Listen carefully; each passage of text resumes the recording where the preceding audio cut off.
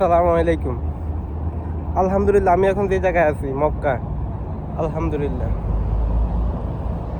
অনেকের এটা স্বপ্ন, অনেকে ইচ্ছা করলেও আসতে পারে না।